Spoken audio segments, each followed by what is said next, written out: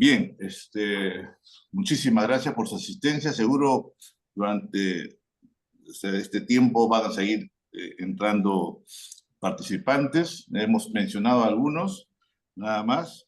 Pero bueno,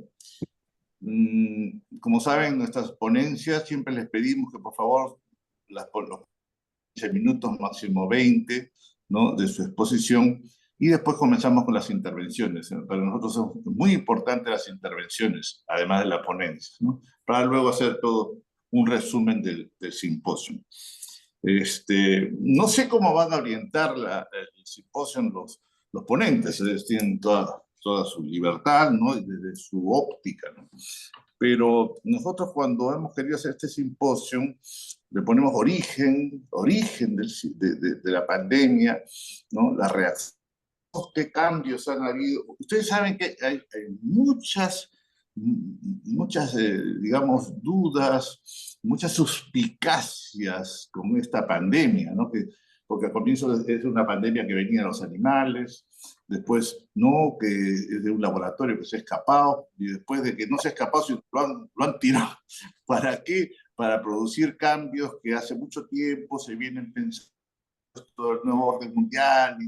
Entonces, hay muchas cosas que nos preguntamos, ¿no? Porque a la hora sí, eh, no nos gusta esto de que todo lo que tiene cierta sospecha sea una teoría conspirativa. Entonces, entras tú dentro del terreno de la conspiración y no te escuchamos, ¿no? ¿Por qué no nos vamos a escuchar? O sea, hay muchas cosas que están en el ambiente, hay muchos libros escritos, hay muchos artículos, y entonces queremos preguntarnos. Generalmente en las ponencias invitamos personas que piensan distinto, ¿no?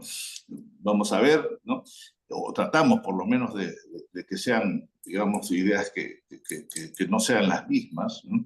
Y como decía, ustedes seguro, los ponentes lo van a orientar como ustedes lo estimen, pero nosotros tenemos una gran preocupación de eso, de saber verdaderamente si acá hay una malicia, ¿no? Si aquí existen intereses creados, ¿no? Y para eso tendríamos que ver cuál es el origen, ¿no?, cuál ha sido la reacción y cuáles han sido los cambios, porque si uno produce algo es para producir cambios, ¿no? Y si es verdad o no es verdad, o si relacionan el origen, lo que se dicen que son los que han originado esto, ¿no?, o los que se han aprovechado de esto, con los cambios que verdaderamente han existido. Bueno, es una inquietud, ¿no? Es una inquietud, pero a la hora lo que verdaderamente queremos es escuchar sobre el tema, ¿no?, sobre el tema que hemos titulado. Vamos a comenzar entonces las ponencias con Eduardo Gotuso. Eduardo es médico peruano, es infectólogo, es profesor emérito de la Universidad Peruana Cayetano Heredia, miembro honorario de la Academia Nacional de Medicina del Perú y de México, es past president de la International Society of Infectious Diseases, es doctor honoris causa de 4 universidades peruanas. Y como yo les comentaba al comienzo, es un líder de opinión, es una persona de referencia. Aquí no podemos estar hablando de pandemias ni virus si no lo tenemos a él, digamos. Si quiere ser un simposio verdaderamente importante, tiene que estar él, ¿ok? Eduardo, palabra. Ya, muchas gracias, Alejandro, y muchas gracias a Patrick por invitarme. Sí, yo voy a tratar de hacer un resumen un poco técnico, biomédico, que es un poco mi área, porque creo que tenemos que hacer bien las cosas y que esa es la mejor manera de tener una buena ética, y para eso hay que tener buena información, etcétera. En la primera pregunta que se dice dónde apareció, siempre habrá dudas. Cuando apareció el VIH, la pandemia del VIH, también decían que lo habían sacado que les había escapado a un laboratorio de Estados Unidos, etcétera. Y lamentablemente eso queda en un tema de discusión que además se vuelve político con muchos intereses de por medio. Ustedes han visto que el presidente de Estados Unidos actual insiste en que esto fue sacado, desarrollado en el laboratorio de los chinos. Sin embargo, déjame decirte que cada vez que hay una pandemia siempre ocurre esa aproximación, que esto se escapó de un laboratorio.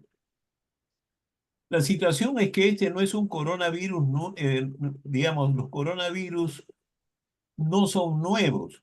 Hace años, en 2001, hubo una epidemia que apareció en la China, se extendió a Hong Kong y terminó en Canadá, la primera vez que había un coronavirus, y que tenía una importante mortalidad, pero que duraba solamente 7 días, y al aislar 7 días a las personas no había contagio, y se pudo determinar rápidamente esta condición.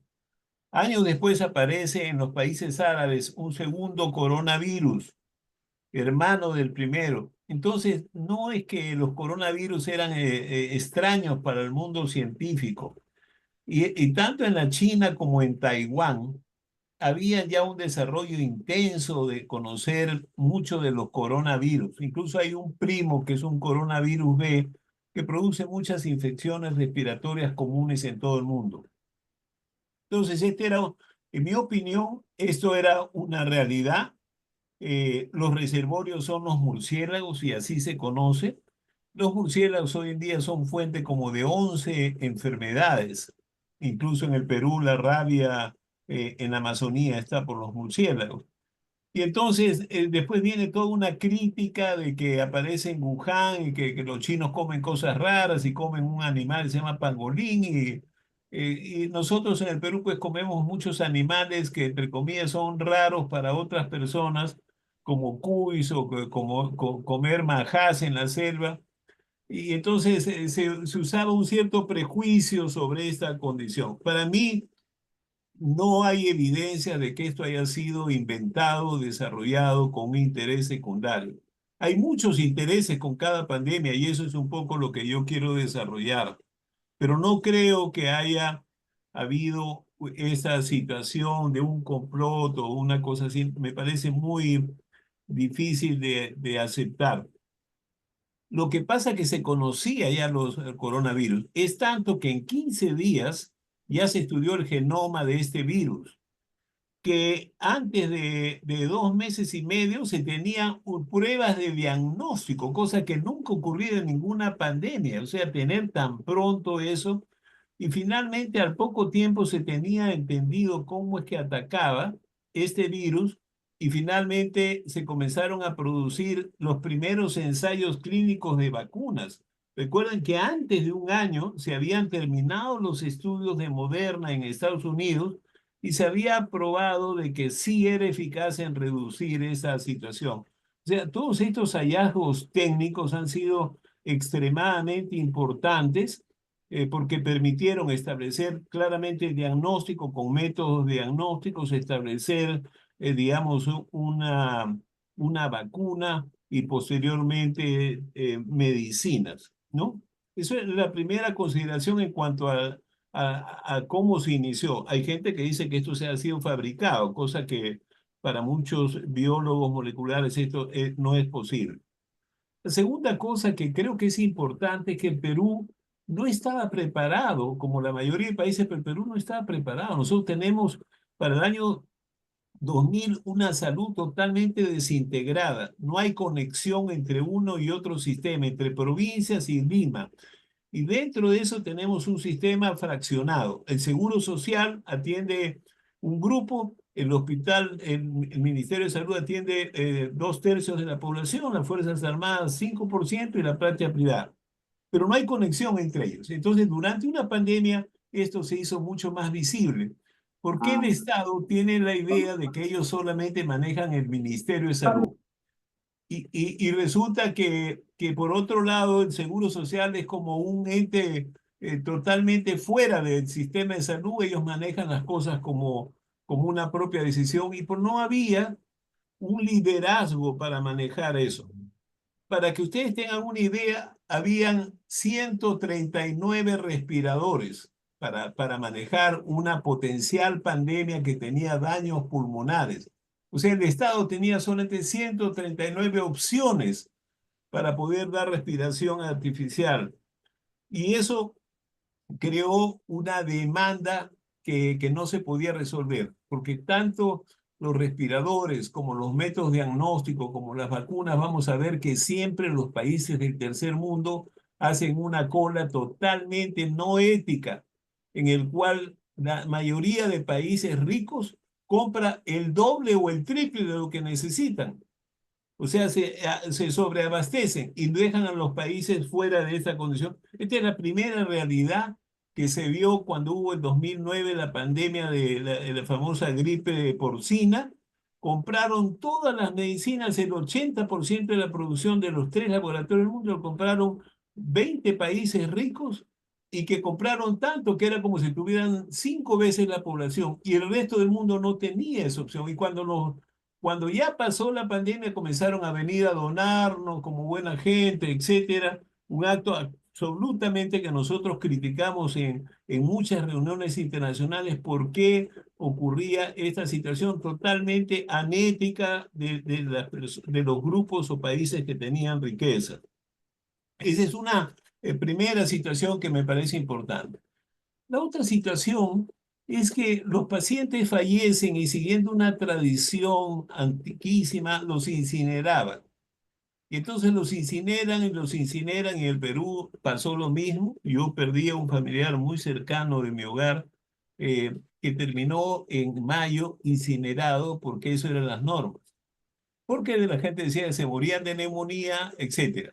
Pues resulta que vienen las autopsias que hacen los italianos que tienen una larga tradición de hacer este trabajo y descubren de que los pacientes no se mueren de neumonía, se mueren de una lesión microvascular y que no había neumonía. Y eso fue un cambio extraordinario porque cambiamos del manejo como si fuera un pulmón de septicemia al manejo de una microcirculación dañada por unas interleuquinas o unas sustancias inflamatorias que dañaban fundamentalmente el pulmón, pero otros órganos también. Y entonces tuvimos que usar anticoagulantes y tuvimos que usar corticoides, etcétera, pero perdimos mucha gente precisamente por estos mitos que no se midieron de manera temprana a nivel mundial. Y esto creo que fue uno de los temas, en mi opinión, más importantes. El otro tema importante es que en todos los países nuestros los políticos escogían a sus grupos de asesores, etcétera, pero a la hora de tomar decisiones nunca tomaban con los expertos, sino ellos tomaban decisiones políticas y usaban a los expertos casi como mascarón de proa. Y yo me sentí así varias veces hasta que yo salí de eso por esa situación en el cual manoseaban, por ejemplo, no querían trabajar con el cuerpo médico, con los colegios médicos en ningún lado, sino los políticos querían tener el poder de tomar decisiones. Y eso ha sido una de las causas más notables del enorme fracaso de manejar la pandemia entre nosotros, esa situación centralizada, sin ningún nivel de formación de estas personas, de estos políticos de todos los países nuestros, pasaron por lo mismo.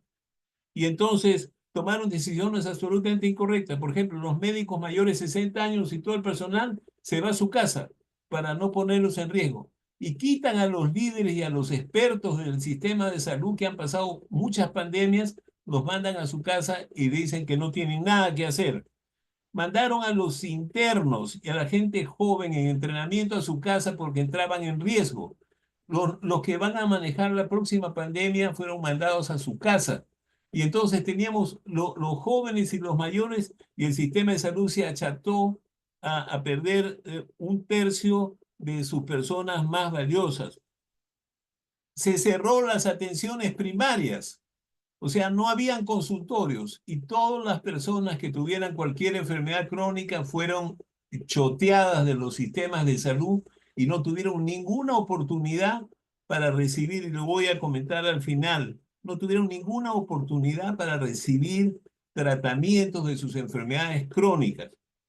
Eso es claramente unas decisiones políticas mal enteradas. La siguiente cosa fue que aparecen la cuestión de que no hay liderazgo. Hay que tomar decisiones rápido. No hay suficiente oxígeno en el Perú, oxígeno puro del 99%. Y le confieso que nosotros perdimos en Iquitos 3 médicos en una noche porque no había oxígeno en Iquitos, se había gastado. Imagínense en el siglo XXI fallecer por falta de oxígeno. Sin embargo, el Perú tiene una cantidad de minas que producen oxígeno de 92 y 93%, pero nadie quería comprarse el pleito de hacer eso, que las minas dieran el oxígeno, que no fuera puro al 99, sino al 92%. Y entonces tuvimos una crisis de decisión porque nadie quiere tomar una decisión por los juicios futuros que van a haber. Y entonces eso es una falta de liderazgo y una falta de planificación frente a una pandemia que ha hecho de que fuera muy malo. Y como efecto de eso murieron mucha gente por falta de oxígeno, pero además tampoco le dimos vacunas a los niños. Y entonces muchas de estas enfermedades que ahora comienzan a aparecer, sarampión y varicela y difteria, es producto de haber desatendido esta situación.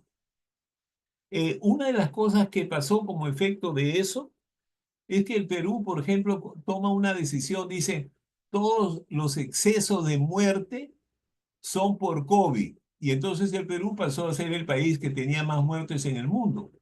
Pero eso ocultaba un aspecto que es importante, que hay como 30% de esos muertos que no se murieron de COVID. Se murieron de diabetes que no tenían medicinas, se murieron de HIV que no tenían medicinas, se murieron de tener un infarto en su casa y que no fueron atendidos porque nadie iba a los hospitales, etcétera. Es decir, eso ocultaba una situación grave de tomar una decisión incorrecta y de dejar de atender al resto de la población que no tenía COVID. Y eso me parece que fue una decisión política totalmente incorrecta. Es decir, no había forma de poder eliminar a toda esta atención mínima de pacientes crónicos. Y entonces aparece esta situación. La otra cosa que quisiera comentar que también tiene que ver con esto de las compras tardías de reactivos, es la cuestión de vacunas. En vacunas hubo toda una lucha de propaganda que decían que todas las vacunas que venían de Rusia, que usaban los argentinos y los venezolanos, o las vacunas chinas que se usó en Chile y en Perú, eran de muy mala calidad. ¿Y por qué? Porque habían pacientes que eran vacunados y fallecían, pero eso ha pasado con todas las vacunas. Sin embargo, había pues prejuicios políticos, prejuicios religiosos, pero además intereses secundarios de negar la opción de que estas vacunas también eran útiles en un momento determinado, pero además que estaban disponibles para el país, cosa que las otras vacunas no estaban disponibles y que cuando estuvieron disponibles eran muy caras. El Perú tenía que pagar, igual que el resto de América Latina, precios muy altos en comparación con las otras vacunas. Y yo creo que esta es una situación importante que nos señala de que ese es un comportamiento que no se debe aceptar desde el punto de vista de ética del manejo de los gobiernos a nivel mundial. O sea, la preparación para futuras pandemias no puede pasar de dejar este punto muy claro en cuanto a la necesidad de poner, digamos, los materiales adecuados en los sitios donde más se necesita, en los tiempos adecuados. Se comienzan a producir después medicinas de muy alto costo. Y tuve oportunidad, por ejemplo, de tener a una persona muy cercana a mí, a mi familia, que hace todo un cuadro grave y para comprar la medicina nos gastamos $3.000 para comprar 4 ampollas. Y entonces yo decía, pero esto es inalcanzable para nuestros países, es decir, no se investigó medicinas de bajo costo para atender a la población, sino se hizo un gran negocio de atender con estas medicinas que, entre comillas, son muy adecuadas, pero que no dejan de afectar la economía de los países. Y entonces, de nuevo, tanto las vacunas como los métodos de diagnóstico, como los respiradores, pasaron por la misma situación de que no se ceñían a trabajar a nivel global con una respuesta adecuada. Y yo creo que este es un punto que me parece crítico. Debo resaltar que durante este tiempo vimos actos de solidaridad extraordinarios, personal, como yo decía, de cuidados intensivos que se pasaban todos los días 8 o 10 horas con unas máscaras, con digamos, casi como unos buzos, pero terminaban y se iban a su casa, se bañaban, etcétera, y después regresaban a enseñar a los colegas de todo el Perú cómo manejar pacientes graves. Esa solidaridad fue absolutamente ejemplar, como lo fue del propio personal. En el Perú han fallecido un número grande de médicos, pero un número más grande de enfermeras que sacrificaron su propia vida, sus propias familias, etcétera, de una pandemia que uno no sabía ni siquiera cómo se terminaba adquiriendo esta condición. Entonces, estos son hechos que son importantes y que de nuevo yo termino diciendo de que una de las cosas más notables es que tiene que haber una decisión técnica y que los políticos tienen que dejar a los técnicos a que se maneje así. Yo recuerdo en el Perú, hace muchos años, tuvimos un alcalde que era un hombre de izquierda y que buscó a su asistente, que era un médico del partido más derechista del Perú, y ellos pudieron manejar desde el punto de vista de la Municipalidad de Lima la situación del cólera y cómo enseñaron de que cómo las madres, las organizaciones populares participaban en el cuidado de... Es cierto que el mecanismo era diferente, pero lo que quiero decir, esta solidaridad política que era ejemplar no se ha dado en nuestro país. Todo el mundo quiere figurar, todo el mundo quiere obtener poder, muchos de ellos quieren obtener también la posibilidad de manejar dineros, etcétera. Y entonces, desde ese punto de vista, el comportamiento ético de la población tiene que ir a precisamente a establecer normas desde ahora. Ya nosotros en nuestro país deberíamos tener ya todo un plan para la próxima pandemia, si viene por aire, o si viene por agua, o si viene por los pájaros, etcétera. Es decir, tenemos que prepararnos para eso, para que todas estas situaciones totalmente inaceptables se vuelvan a repetir y que no tengamos pues millones de muertos entre nosotros, y tampoco aceptar a nivel de las instituciones mundiales que los países del tercer mundo sean pues ninguneados y puestos en la cola de todos los beneficios de poder hacer tener equipos, tener, digamos, métodos diagnósticos, tener vacunas, tener, digamos, tratamientos adecuados de manera justa y no de manera que solamente las personas ricas sean, o los países ricos sean los únicos que puedan manejar esta situación. Eso sería mi mirada muy rápida y lamento de que sea, digamos, más técnica que filosófica, pero yo quisiera enfatizar de que hacer bien las cosas y prepararse para hacer bien las cosas es la primera manera de un comportamiento adecuado y un comportamiento ético. Ya después hay muchas cosas en el camino que no son tan simples, no son tan eh, fáciles de resolver, como por ejemplo cuando llegaban 40 pacientes graves y había solamente 3 camas en cuidados intensivos con respirador, ¿a quienes ponían? Se creó hasta escalas para hacer eso. Se puso puntos para que no hubiera favoritismo, sino todas esas cosas se diseñaron de manera adecuada y son ejemplares cómo se usaron a pesar de eso. Pero ha habido otras experiencias también negativas, pero bueno, yo creo que ahora podemos escuchar una segunda charla con otra mirada y después podemos dialogar entre nosotros. Me dieron 20 minutos y se me acaban de terminar. Gracias. Eduardo, muchísimas gracias por el tiempo, por haberte ajustado al tiempo. Las intervenciones, vamos a darles nuevamente la palabra a los ponentes para que contesten algunas inquietudes o afinen algunas conclusiones. Voy a presentar ahora al segundo ponente, que es Alejandro Serani Merlo. Él es médico chileno, es neurólogo, es doctor en filosofía por la Universidad de Toulouse, Francia, y es miembro ordinario por la vida. Alejandro.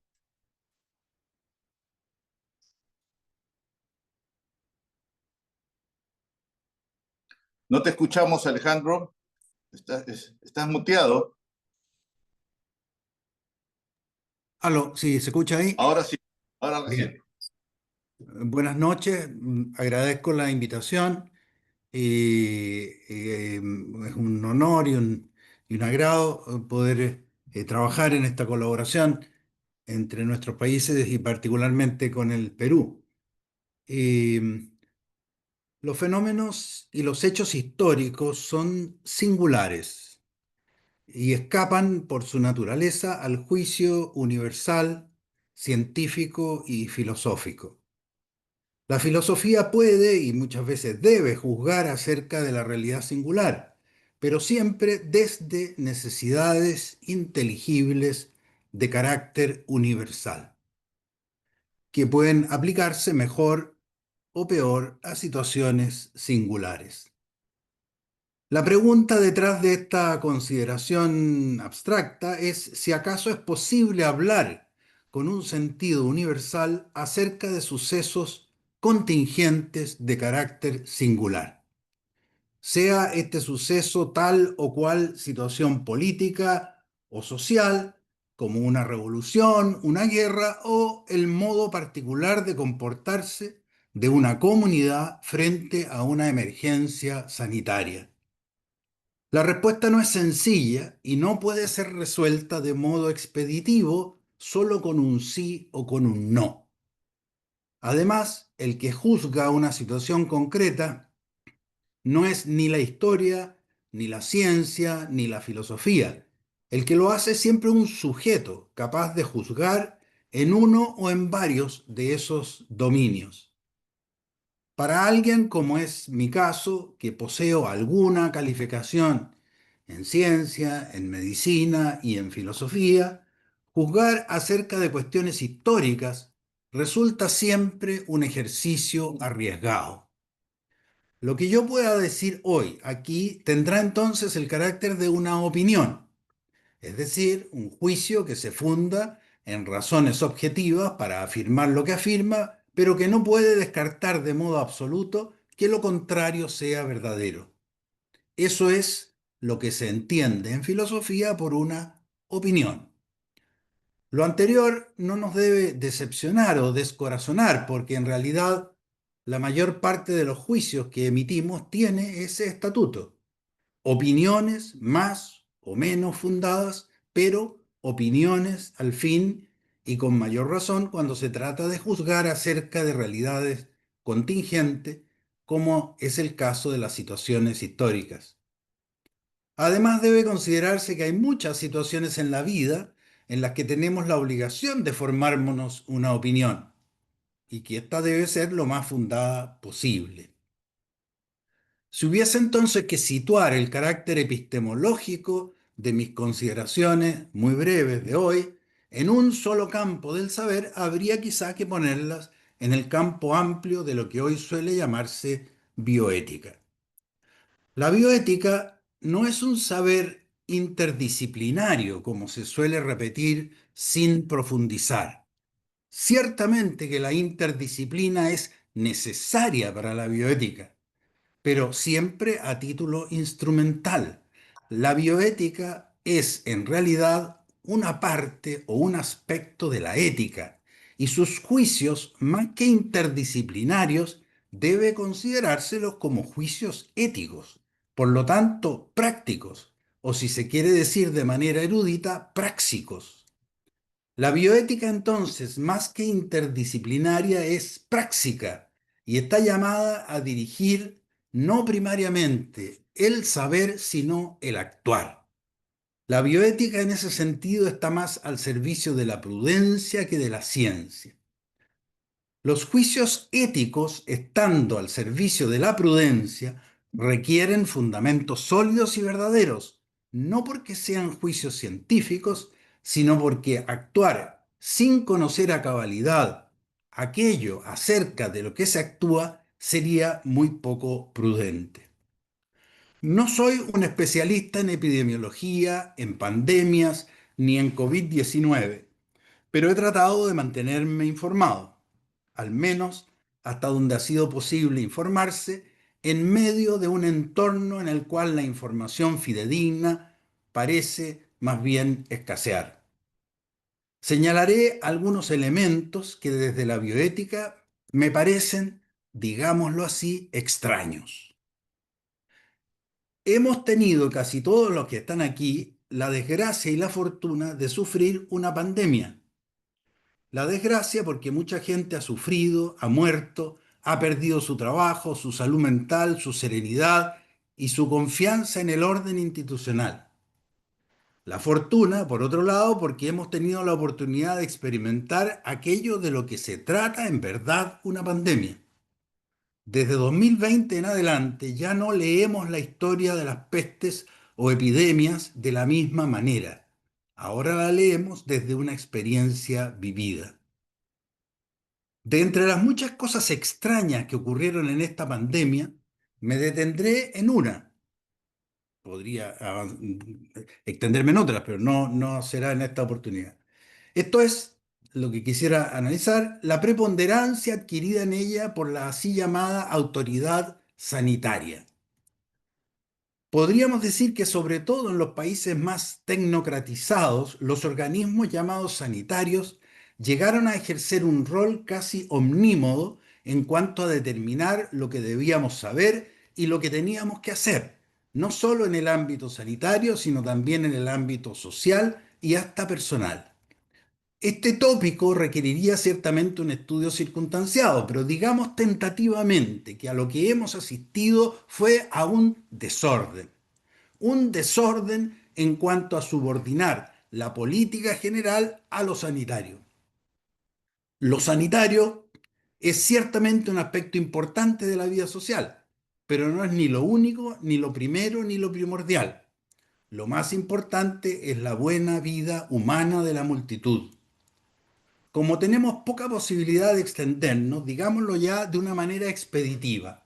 Durante la reciente pandemia llamada de COVID-19 o de SARS-CoV-2, pienso que las autoridades sanitarias ejercieron un protagonismo político excesivo y desmedido. Este exceso y desmesura se pudo apreciar tanto en la dureza de las medidas restrictivas como en la violencia física y moral ejercida sobre la población, al limitar o violentar no solo la libre actividad externa en muchos ámbitos, sino también la dignidad y la conciencia moral de las personas. Cientos de miles de personas perdieron sus trabajos, se vieron alejados de sus familiares, interrumpieron sus estudios o se vieron forzados a recibir una terapia experimental que no deseaban en absoluto. Cientos de miles de personas perdieron la posibilidad de acompañar a sus seres queridos en la alegría, en el dolor y en la muerte. Cientos de miles de emprendimientos quebraron, muchas personas quedaron cesantes y otras, cuando volvieron a sus trabajos, estos ya no volvieron más a ser los mismos. Como en Antígona, la tragedia escrita por Sófocles, los modernos creontes prohibieron a los ciudadanos enterrar a sus muertos y sacrificar a sus dioses. En diversos aspectos de la vida, las leyes de la ciudad se impusieron con fuerza desmedida e infundada por sobre las leyes no escritas e imperecederas de la moral. La salud pública, frecuentemente considerada como una rama de la medicina, es en realidad una dimensión no de la medicina, sino de la política. El médico salubrista, cuando ejerce como salubrista, se subordina principalmente a los fines de la política y no a los de la medicina. El salubrista es, por lo tanto, en ese momento, más un político que un médico. No obstante, el mal uso de las amplias facultades políticas que se le otorgaron a la autoridad sanitaria, si bien nos indigna, no debiera extrañarnos. El profesional de la salud hoy en día suele ser bastante ignorante y torpe en lo que se refiere a cuestiones de orden cultural, social y político. Eso es una pena que sea así, no me alegra en absoluto. Durante la pandemia, suponiendo que se les otorgaba un rol técnico, las autoridades de salud ejercieron, de hecho, un rol político para el cual no estaban preparadas. Muchos de ellos, a quienes personalmente conozco, admiro, valoro y estimo, asumieron con buena voluntad, pero con no poca ignorancia e ingenuidad, lo que ellos creían que era una labor técnica, dictaminando modificaciones de la actividad personal y comunitaria que se encontraban muy fuera del alcance de sus conocimientos, de su experiencia y de sus atribuciones. Ahora bien, conviene reflexionar, aunque sea brevemente, por qué razón se dio con tanta facilidad y carencia de crítica este sometimiento, esta transgresión de órdenes entre lo técnico y lo político. Sin poder extenderme como lo merecería, afirmo que la razón principal por la que esta transgresión se llevó a cabo con tanta impunidad como inconsciencia tiene su explicación en lo que se ha llamado mentalidad o paradigma tecnocrático que permea nuestras sociedades. ¿De qué se trata y en qué consiste esa mentalidad? Tecnocracia, como lo expresa su etimología, se traduce como gobierno técnico, de la técnica o de los técnicos. Esta expresión es no solo descriptiva, sino también peyorativa. En efecto, ella señala y denuncia una transposición y una subversión en la que los valores de la técnica suplantan y subvierten los valores de la ética. ¿Qué se quiere decir con esto? ¿Cómo ha sido posible y qué consecuencias tiene? Nuevamente, esto ameritaría una extensión de la que no dispongo, pero aludamos al menos sucintamente. La técnica como herramienta surge en la prehistoria como una ayuda a la sobrevivencia. La herramienta le permitió al ser humano primigenio obrar sobre fuerzas externas de un modo más fácil, más rápido y más seguro. La herramienta técnica, sin embargo, no le dice al ser humano cómo vivir.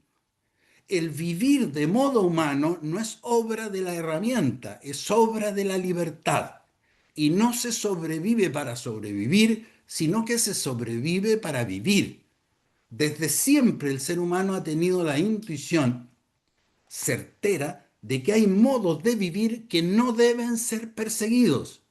Ya decía Sócrates, una vida no reflexionada no vale la pena ser vivida. El reino de la sobrevivencia es un reino de medios. El reino de la vida es un reino de fines. En la mentalidad tecnocrática, el valor supremo lo ocupa un valor técnico y este valor se llama eficacia o eficiencia. La eficiencia, que es un valor técnico, apunta a la rapidez, facilidad y seguridad con la que se realiza una acción. Como valor utópico que es, porque no puede existir una acción que sea sin tiempo, que sea sin costo y que sea totalmente segura, como valor utópico que es, la eficiencia se establece siempre de modo relativo o comparativo, es decir, en el sentido de la mayor o menor eficiencia con la que una acción se realiza en comparación con otra. En la mentalidad tecnocrática, la erradicación de un mal social con una única herramienta técnica aparecerá siempre como más atractivo que eliminarlo con una multitud de acciones individuales. La razón que se esgrime es la eficacia que opera como valor supremo. Tan poderoso es el atractivo que posee la eficiencia que hoy en día, que las más de las veces, esta puede, tan poderoso es el atractivo que posee la eficiencia que las más de las veces hoy en día pareciera que la técnica puede eximirse de toda comprobación. Pareciera que basta con que se declare que lo que se está buscando es la máxima eficiencia para eximirse ipso facto de la necesidad de comprobación. Lo vivimos en la pandemia con las vacunas hasta la saciedad, podríamos decir. Las más de las veces solo es necesario que la solución parezca más eficiente para que se imponga por sobre una solución de orden más tradicional, más personal o menos instrumental y más probada por lo demás. O, en definitiva, por una solución que el tecnócrata juzga como menos eficiente individual o colectivamente. Basta muchas veces una promesa de eficiencia para que una medida normativa se imponga. No fue suficiente con que se mostrara desde muy temprano la mayor eficiencia del cuidado médico tradicional frente a las promesas de eficiencia aportadas por la solución final de la vacuna. No fueron suficientes las advertencias de la ética médica, que indica que una terapéutica médica es una acción libre, tanto de la parte del médico como de la parte del paciente, y que por lo tanto no se puede imponer. No fueron suficientes las denuncias acerca de las violaciones a las más elementales y universalmente codificadas y aceptadas normas de la investigación científica biomédica, tanto en el sentido de quienes deben y quienes no deben aportar la información, como en el sentido del consentimiento libre e informado que deben recibir las personas. Hago notar al pasar que en lo que a estas normas respecta, la información con respecto a una nueva herramienta terapéutica debe proporcionarla una persona que no tenga conflictos de interés. En nuestra pandemia, los informantes principales y a veces casi únicos fueron los laboratorios, los gobiernos y las instituciones internacionales dependientes de los gobiernos. De hecho, muchos científicos independientes y competentes fueron no solo silenciados, desautorizados, sino incluso perseguidos por las fuentes oficiales que acapararon y se autolegitimaron como informantes. La verdad es que aún al día de hoy no conocemos con claridad y certeza ni el origen real de esta pandemia, ni los intereses y sesgos que operaron en la creación y en la difusión de estas vacunas, ni los costos monetarios y sociales que ellos implicaron para las personas, ni la utilidad real que comportó su uso, ni las consecuencias deleterias médicas y extramédicas que se han producido con su aplicación. En definitiva, conocemos poco y nada verdadero y seguro acerca de lo que pasó y de por qué pasó. Y sin embargo, seguimos creyendo y confiando en una institucionalidad que asumimos, la mayor parte de las veces malamente, que trabaja por nuestro bien. ¿A qué me refiero? Los laboratorios farmacéutico podría ser de otra manera, pero es un hecho que hoy en día no tienen por finalidad los valores de la salud. Sus valores operan en términos de lucro y de lucro principal. Toda empresa tiene fines de lucro, pero subordinado siempre a las finalidades propias de la empresa. Y en este caso tendrían que ser empresas que ayuden a la salud. La tesis entonces interpretativa que se insinúa en lo que he presentado apunta en una dirección que es preocupante. Lo que más preocupa es que esto no preocupe. A ninguno parece importarnos demasiado no saber lo que ocurrió con nosotros y con nuestros seres queridos en esta pandemia. No conocer en detalle los aspectos positivos y los efectos negativos de lo que ocurrió, y parecería no importarnos que otros hayan asumido y tomado el control de nuestras vidas con propósitos no siempre benevolentes. Como decía el escritor chileno Jorge Edwards, luego de un sesudo análisis de las circunstancias, causas y responsabilidades de la crisis económica de 2008, a poco, a poco de haber ocurrido, decía él literalmente, y al final no habremos aprendido nada. Papa Francisco dijo algo muy parecido, no referente a la situación económica, sino más bien al orden espiritual. Le parecía a él que lo que no podía pasar es que saliéramos de esta pandemia sin haber aprendido algo. Y parece que no hemos aprendido nada porque pareciese que cada vez nos importa menos hacernos cargo de las cosas que pasan. Las cosas pasan y yo tengo poco o nada que ver en que pasen, en que pasen como pasan y en que vuelvan a pasar. Esta indiferencia o sometimiento de facto a una situación de desorden y de abuso de poder es un signo del grado de sometimiento en que nos vemos sumidos en virtud de un paradigma dominante, del cual somos colaboradores y cómplices. No es cierto que el criterio de eficiencia en lo personal y en lo social sea el que deba imperar. No es cierto ni bueno que lo productivo tenga primacía por sobre lo bueno, o por sobre lo bello, o por sobre lo verdadero. No es cierto que la eficacia social tenga que pasar por sobre el bien personal.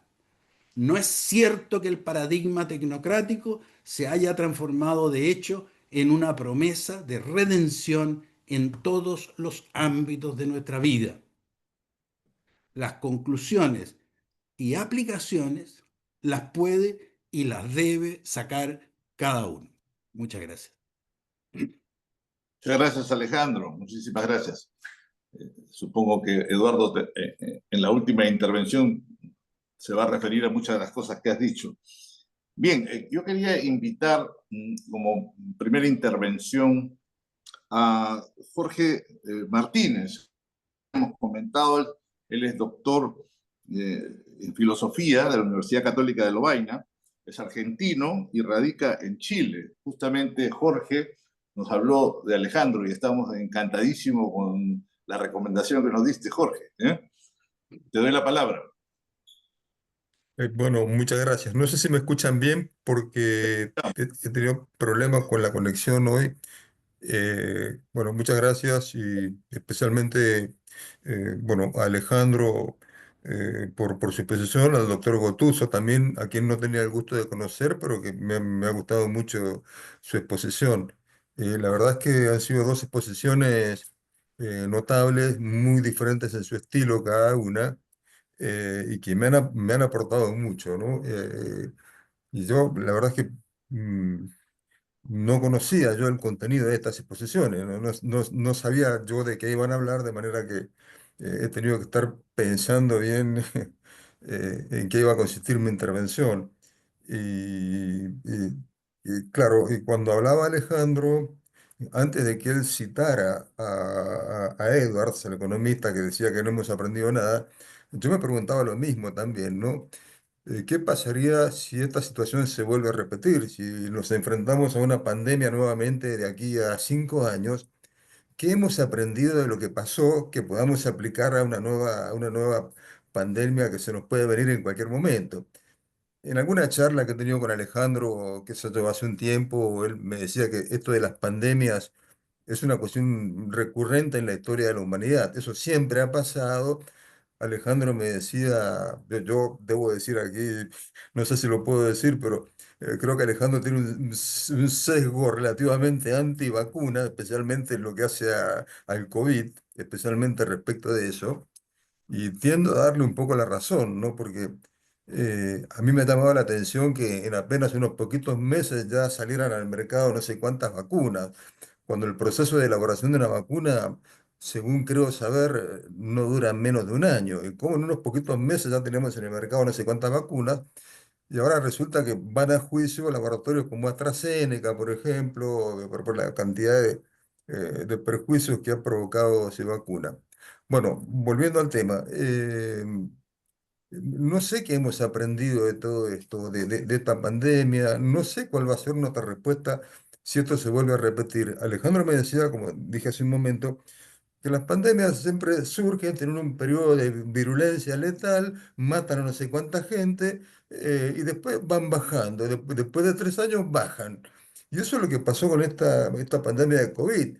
Y claro, nosotros al principio hablábamos de inmunidad de rebaño, qué sé yo, herd immunity, y atribuimos esa inmunidad de rebaño a las vacunas, pero claro, pero hace 3 siglos, cuando había pandemias, también pasó lo mismo y no había vacunas. Entonces, ¿cuál es la efectividad de las vacunas? Bueno, dicho esto, también quiero señalar una cosa que me ha llamado la atención que es el asunto tecnocrático, de alguna forma ya mencionado por Alejandro también, ¿no? eh, el predominio de los expertos, de la tecnocracia, expertos, es un poco lo que señalaba el doctor Gotuso, ¿no? Él criticaba que la política no ha dado el suficiente lugar a los expertos.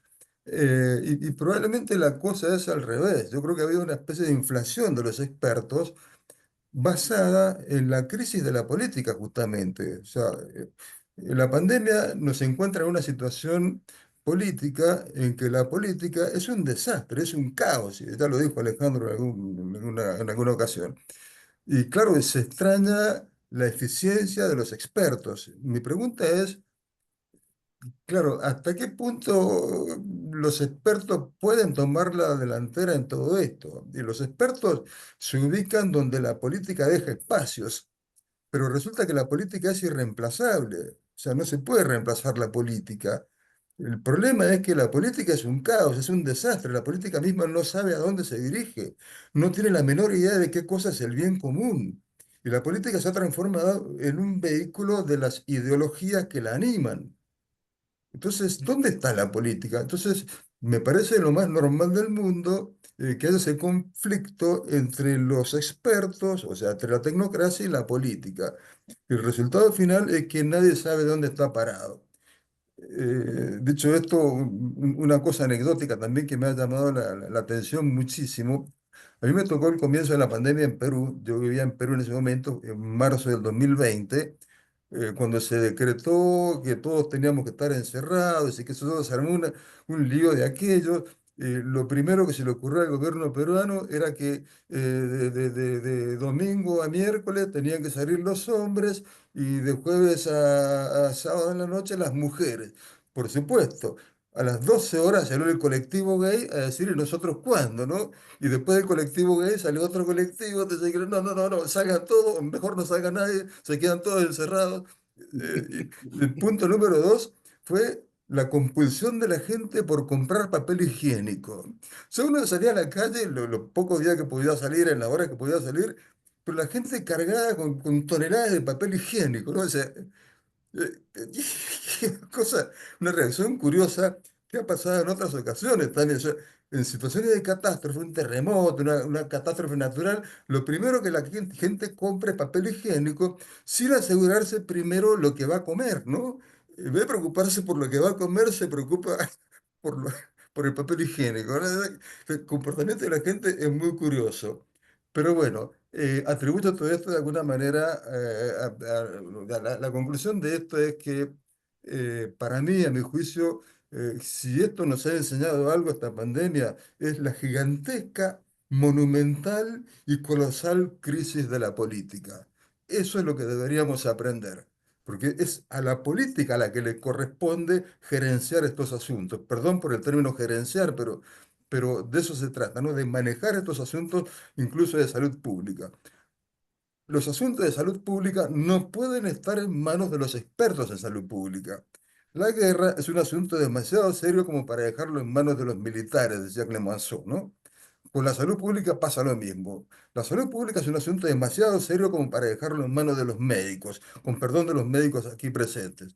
Pero claro, ¿qué es lo que nos denuncia todo esto? Esto nos denuncia esta crisis gigantesca de la política. Es la hora de repensar la política y de repensarla con criterios no de perspectiva de género, sino de perspectiva de bien común. Esta es la enseñanza que yo saco de esta crisis de pandemia. Y recuerdo, termino con esto, ¿no? No quiero ser latero, ¿no? Pero uno de los primeros textos que salió cuando fue la pandemia fue un texto que se llama, que está disponible en internet gratuitamente, y se llama Sopa de Wuhan, en donde los expertos exponían cada uno un disparate, parece que competían en la cantidad de disparates que tenían que decir. Había filósofos que, no sé, decían una cosa, pero Slavoj Zizek, filósofos de moda, que decían unos disparates que uno no terminaba de entenderlos, ¿no? O sea que esto fue un caos. Entonces, conclusión para mí, si algo tenemos que aprender de todo esto, es la crisis de la política. Volvamos a pensar la política con criterios de bien común. Eso sería lo que puedo, lo que me han suscitado estas intervenciones que acabo de escuchar. Muchísimas gracias, Jorge. Ahora le voy a dar la palabra a Miriam Falles, también doctora en filosofía de la Universidad Católica de Argentina, peruana argentina creo que es. ¿Eh? Es una bioeticista muy conocida en el medio. Y de Miriam. Gracias, Alejandro. Peruana, argentina y española. Tengo 3 nacionalidades, pero fundamentalmente peruana. Bueno, me gustó mucho la intervención del doctor Gotuso, lo felicito. Yo sabía de él, sabía que él era un médico infectólogo muy importante, y realmente nos pintó un panorama tal como fue realmente, ¿no? Y gracias a su ponencia yo me he podido enterar de otras cosas, ¿no? También felicito al doctor Alejandro porque ha hecho un panorama filosófico muy interesante. Es más, me voy a detener un poco en la ponencia del doctor Alejandro porque es justamente eh, mi trabajo, ¿no? Yo soy filósofa, bioeticista. Yo entré a la bioética hace 30 años, más de 30 años, 33 años, de la mano de la filosofía. Yo particularmente pienso que la bioética sí es un quehacer interdisciplinario, porque si bien la ética es una disciplina filosófica y el que no sabe ética no puede hacer bioética, la bioética no es la ética de la vida, ¿no? Y la vida la estudian, no los filósofos pensamos la vida, pero quienes realmente trabajan con la vida son los biólogos y los médicos, ¿no? Entonces, por mi trabajo a lo largo de todos estos años, ya 33, 34 años, porque comencé muy jovencita, por decirlo así, ¿no? Yo he tenido que trabajar bastante, he tenido que, digamos, interactuar mucho con médicos, ¿no?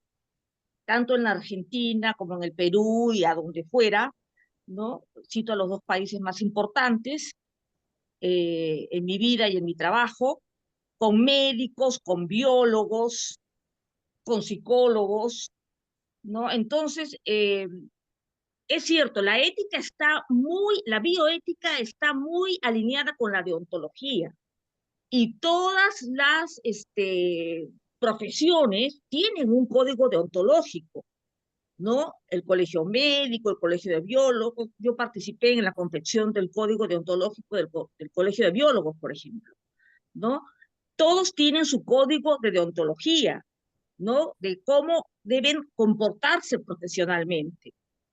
Pero la bioética va más allá incluso de la deontología, pero la asume, pero va mucho más allá, ¿no?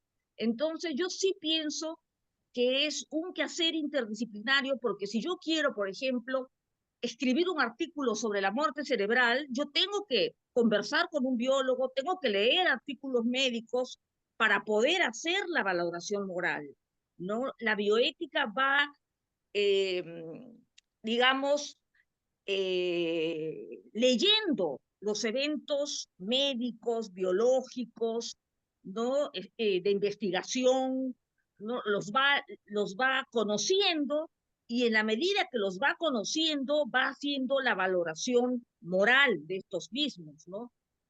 Y, por supuesto, yo, ¿no? He optado esa posición teniendo como principio, como primer principio a la persona, no porque sea católica, no convicta y confesa, yo he optado por reconocer esto, sino que en realidad es la persona. Lo dicen autores como Karl Otto Appel, Jürgen Habermas, que es el famoso autor de la ética del discurso, siguiendo a Appel, su maestro, ¿no? Que el consenso, digamos, la ética del discurso y la consecución del consenso se dan en favor de la persona.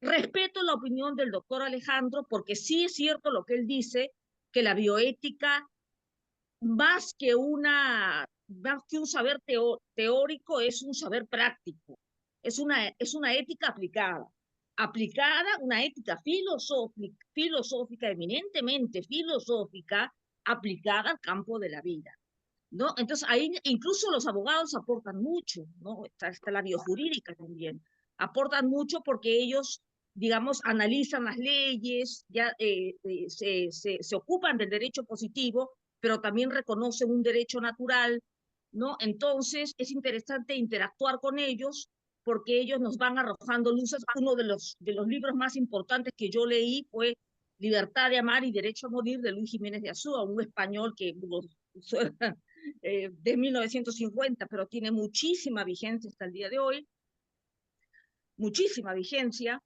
Entonces, solamente quería aclarar esto, doctor Alejandro. Yo creo que sí es un quehacer interdisciplinario porque yo tengo que habérmelas como eticista, porque el bioeticista no puede ser bioeticista si antes no es eticista. Entonces, tengo que habérmelas con el médico, con el biólogo, con el que dirige un proyecto de investigación, ¿no? Tratar de ver cómo trabajan e ir haciendo la valoración moral, la valoración ética, ¿no? Es decir, estoy de acuerdo con usted, pero quería solamente aclarar eso. Por mi parte, con la pandemia fue una pesadilla completa. Yo recuerdo que lo único que quería era no enfermarme, y no salí en 3 años, en 2 años, 2 años y medio, estaba totalmente aterrada, me generó crisis de ansiedad muy fuertes, y yo quisiera, o sea, le pido a Dios que no vuelva a ocurrir, ¿no? Lo que ha dicho el doctor Gotuso es cierto, ¿no? Y yo me he enterado de cosas peores, ¿no? Lo que ha dicho el doctor Alejandro también, ¿no? No estábamos preparados para una cosa así, ¿no? Y el Perú, desgraciadamente, es el país, ¿no? En el que, digamos, con el que más muertos cuenta, ¿no? Desgraciadamente, pero es así. Y yo lo único que quería, no enfermarme, no enfermarme, no enfermarme, conseguí no enfermarme, no sé si me enfermé, si fue una seropositiva asintomática, no lo sé, pero estaba sumamente aterrada. Y a mucha gente le costó. Sí hacía teletrabajo, por supuesto, virtualmente, ¿no? Pero eso también, o sea, nos costó mucho a los profesores universitarios el teletrabajo, porque no hay, digamos, mayor placer para un profesor universitario que interactuar con los alumnos, ¿no? Entonces, yo espero realmente que no vuelva a ocurrir, y que si vuelve a ocurrir, como dice el doctor Alejandro, preparémonos, ¿no? Para enfrentar una cosa así, pero en favor del bien común. La política aquí en el Perú, desgraciadamente, está en manos de gente ignara, desgraciadamente. Pero eso no va a hacer que nosotros nos quedemos pues con los brazos cruzados y no levantemos nuestra voz. Muchas gracias. Eso es todo lo que tengo para decir. Gracias, Miriam. En este momento a Patrick Wagner, que está entre nosotros. Él, para su intervención, él es médico, doctor en medicina, muy conocido en la nefrología por todas sus investigaciones, pero además es doctor en filosofía de la Universidad de Heidelberg. Y en nuestro medio, sobre todo entre los médicos, en el colegio médico y entre todos los médicos, es digamos, un referente importantísimo. Es digamos, lo máximo en lo que es la bioética y ética, es una autoridad y así lo reconocemos. Patrick, te doy la palabra. Muchas gracias, Alejandro. Gracias por tus palabras exageradas. Para mí es un honor estar con estos distinguidos colegas y amigos. Yo soy exalumno de la Universidad Católica de Chile, ese es mi alma mater. Comencé a estudiar también filosofía en Chile, en la Facultad de la Universidad de Chile, la Facultad de Macul, en aquellos años. Me gradué en el año 67, así que tengo muchísimos más años que todos ustedes. Para mí es un honor realmente estar aquí esta noche para comentar estas dos excelentes exposiciones, la de Eduardo Gotuso, mi gran amigo, y la del doctor Alejandro Serani, que también conozco por referencia, por mis amigos chilenos. Bueno, yo me quiero referir a algo muy específico y que de algún modo también lo tocó el doctor Alejandro, y no sé si Eduardo también, pero por lo menos algo se dijo. El tema de las fake news, o sea, las falsas noticias. Este fenómeno de las falsas noticias no es realmente novedoso, pero sí muy exagerado, muy exacerbado a raíz de la pandemia, donde aparecían falsas noticias permanentemente y que siguen siendo, digamos, un poco lo que sigue pasando. Crean estas falsas noticias, estas fake news, por supuesto, confusión, desorientación, desconfianza, temor, ansiedad, dudas, a nivel tanto personal como de toda la comunidad, lógicamente. En realidad, vistas así, y son así, son elementos muy negativos y que nos hacen daño, indudablemente. La gran pregunta es, ¿por qué se han reproducido de tal manera las fake news? ¿Por qué se han reproducido de tal forma y con tanta fuerza estas falsas noticias?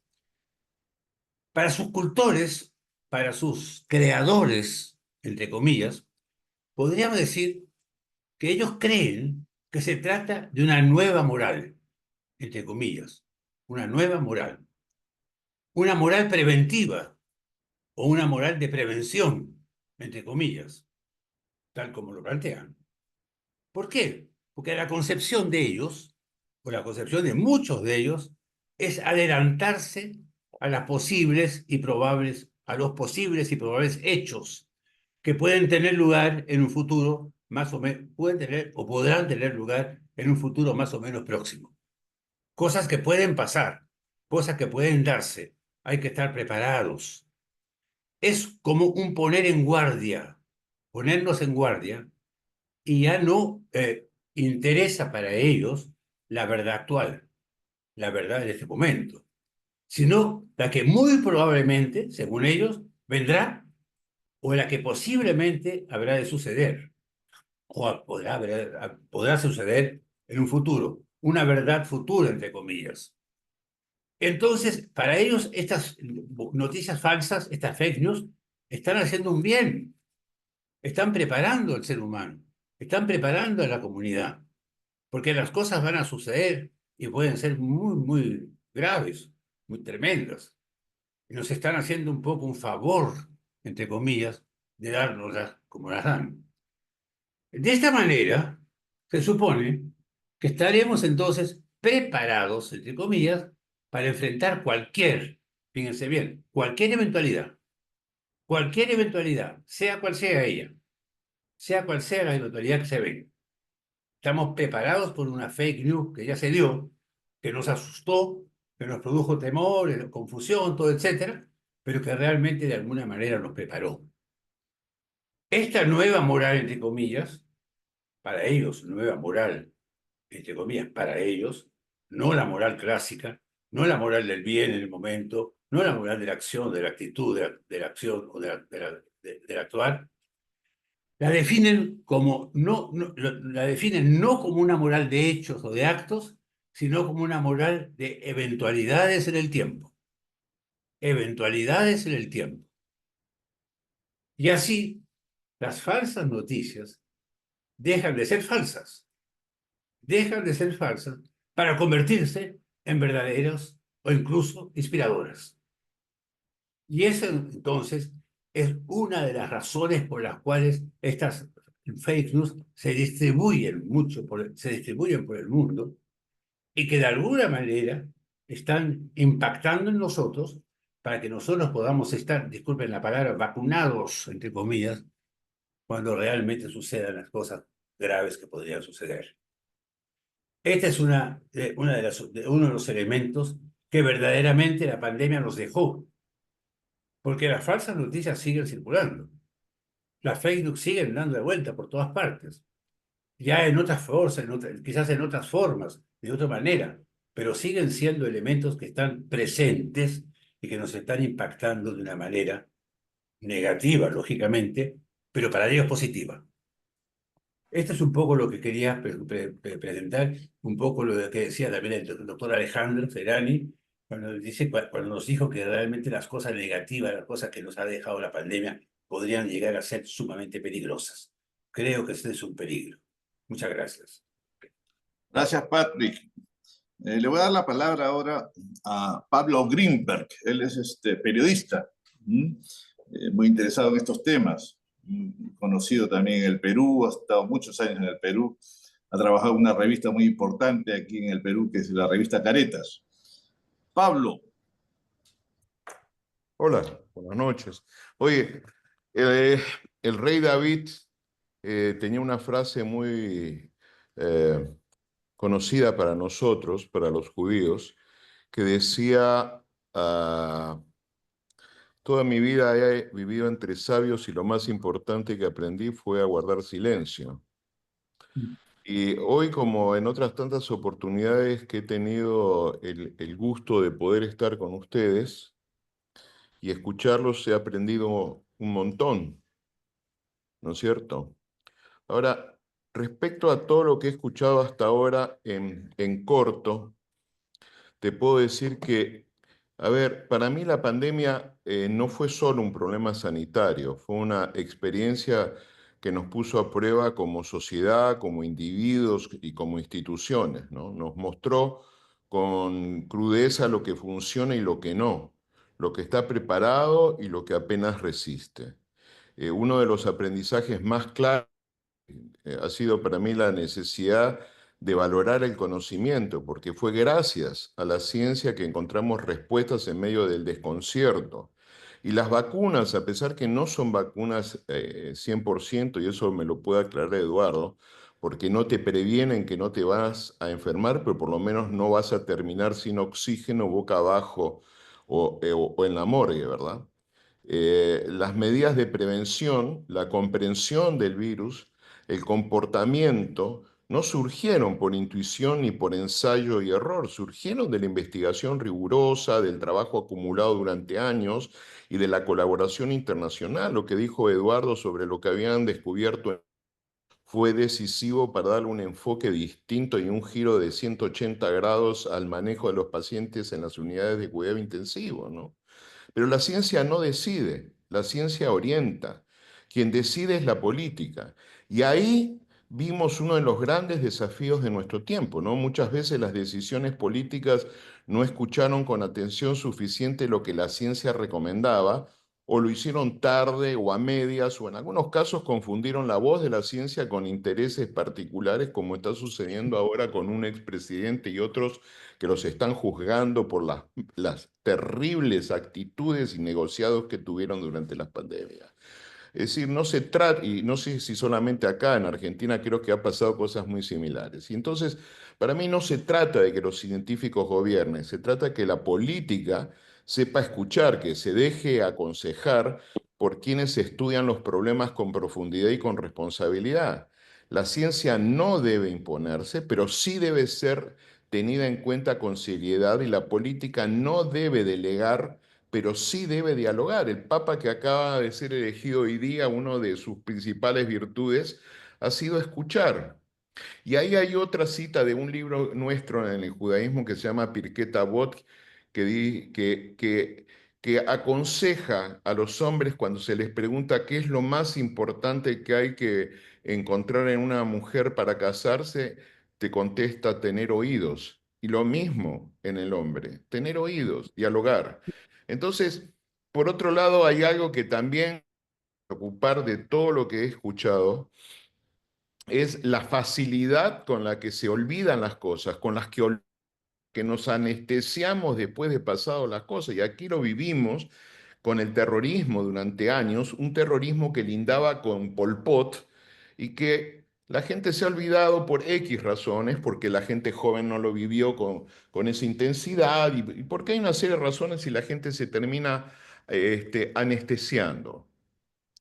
Entonces, eso realmente preocupa, porque pasamos por una experiencia que marcó nuestras vidas, que alteró todas las rutinas, todo lo que han expuesto cada uno de ustedes, que expuso todas nuestras debilidades, ¿no es cierto?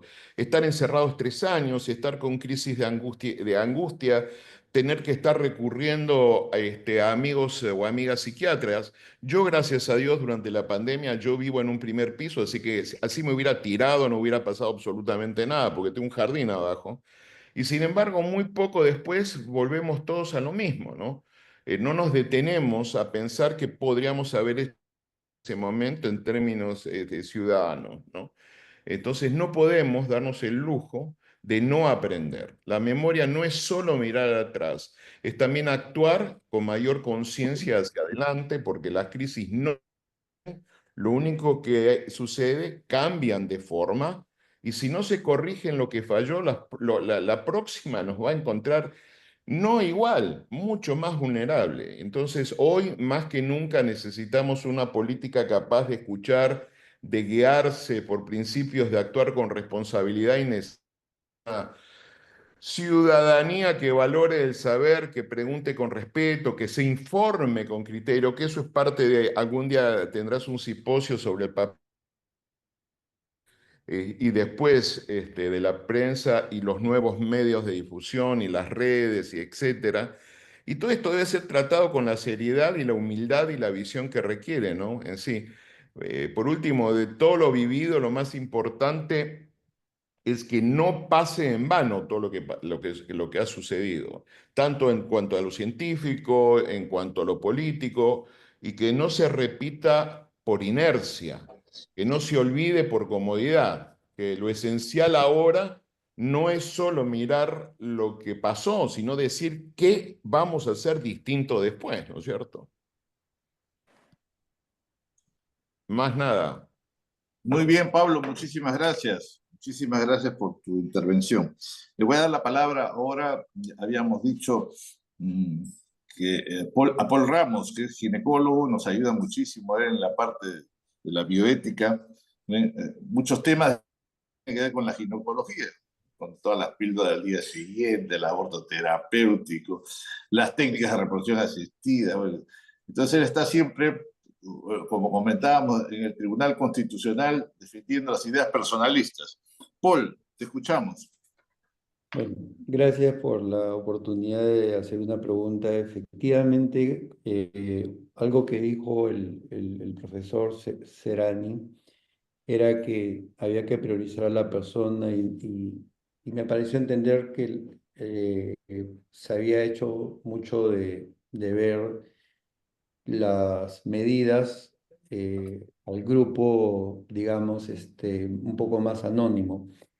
Sin embargo, quienes hemos profundizado en el tema de bioética personalista sabemos que el bien común también es un valor esencial dentro de la toma de decisiones o de las aproximaciones. Entonces quería si en algún momento se puede aclarar cuál sería la forma de incorporar las decisiones en salud, teniendo en cuenta también que el bien común demandaba algunas medidas que comprometan las libertades individuales. Y quiero hacer como una especie de, a la vez, comentario y testimonio.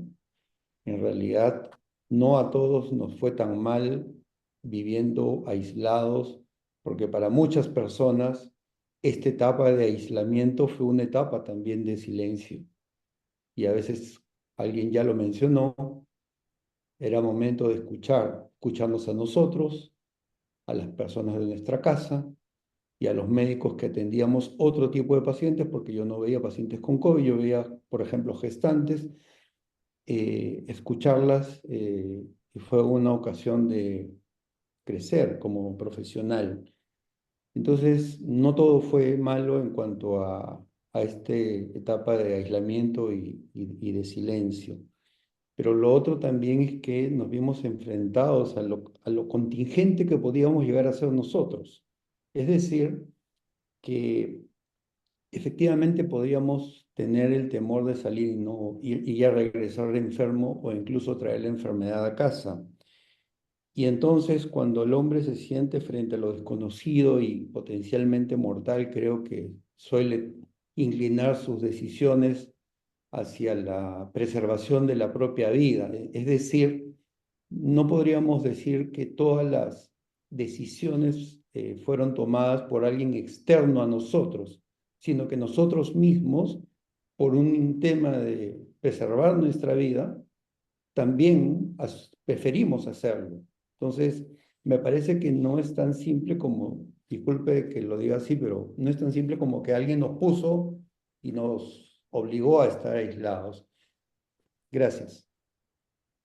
Ujú. Le voy a dar la palabra ahora a un médico también, a Roberto Tarazona. Él ya se ha presentado hace poquito que estuvimos hablando antes de comenzar a grabar, ¿no? Él está muy relacionado con los trabajos de la iglesia. Roberto. Gracias, Alejandro. Muchas gracias a los que han expuesto esta noche y también a los panelistas. Hace, creo que un par de años atrás, enseñaron la foto de una persona en el centro de Miraflores, un canal de televisión, preguntando quién era esa persona, a los jóvenes. La foto era de Abimael Guzmán, ¿no? Un líder de Sendero Luminoso que tanta muerte y tanto daño ocasionó al Perú.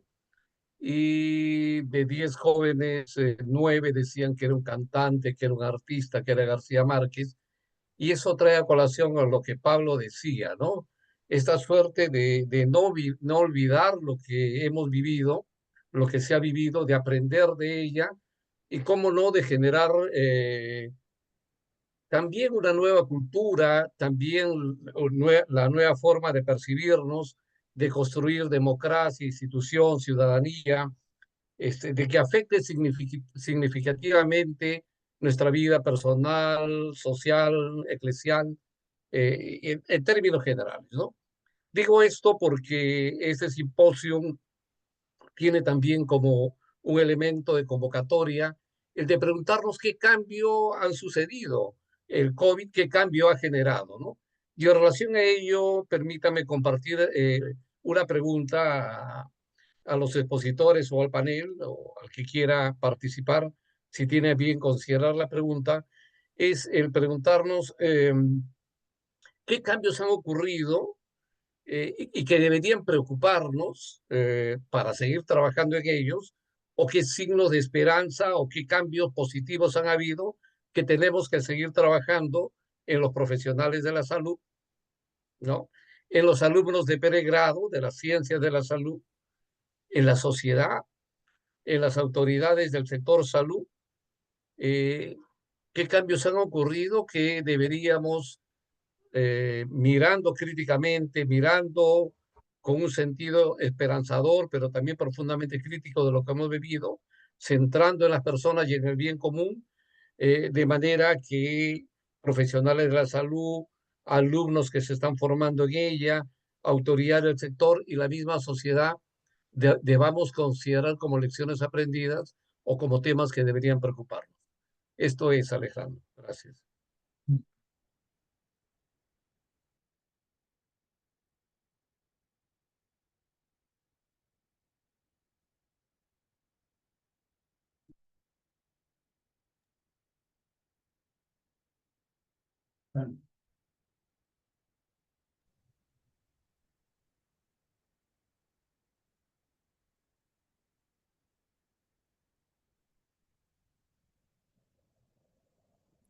Alejandro está silenciado, parece. Alejandro.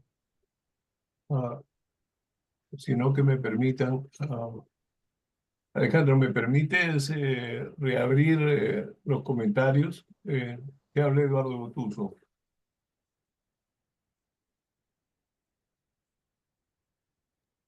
Perdón, he estado muteado, ¿verdad? Sí.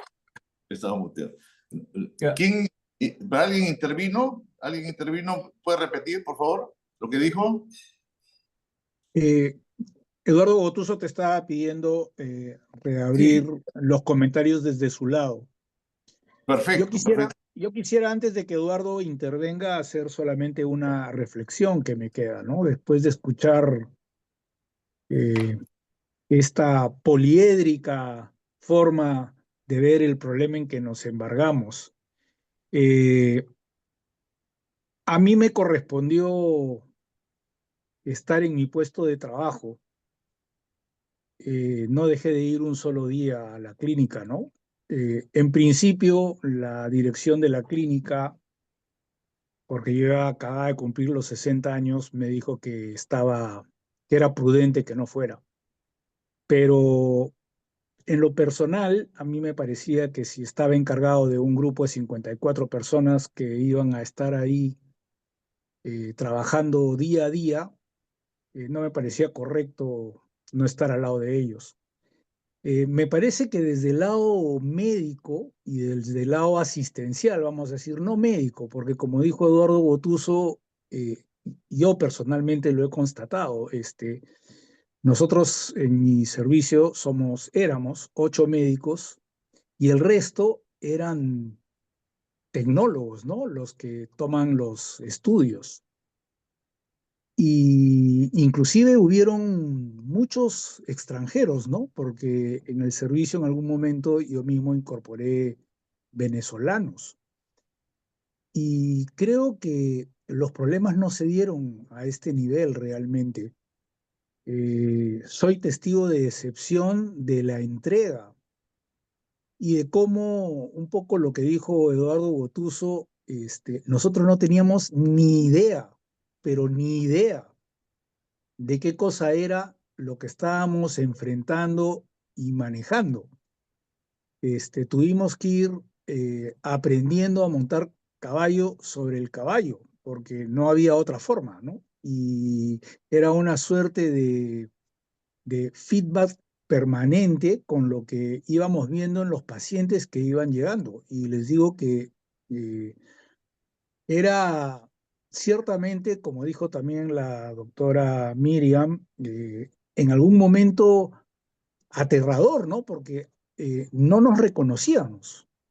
Trabajábamos casi como los hombres estos que bajan al fondo del mar con sus escafandras, ¿no? O sea, nos ponían un enterizo blanco totalmente cerrado con caperuza, encima nos ponían unos ponchos, encima nos ponían una máscara, encima nos ponían un visor, y para poder saber quiénes éramos nos pegábamos unos stickers encima de la máscara, ¿no?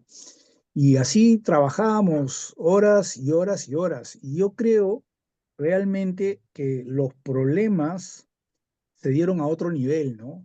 Los problemas cuestionan realmente a quién la sociedad le entrega el poder para tomar decisiones como las que se tomaron y que personalmente yo creo que en el Perú fueron muy mal tomadas.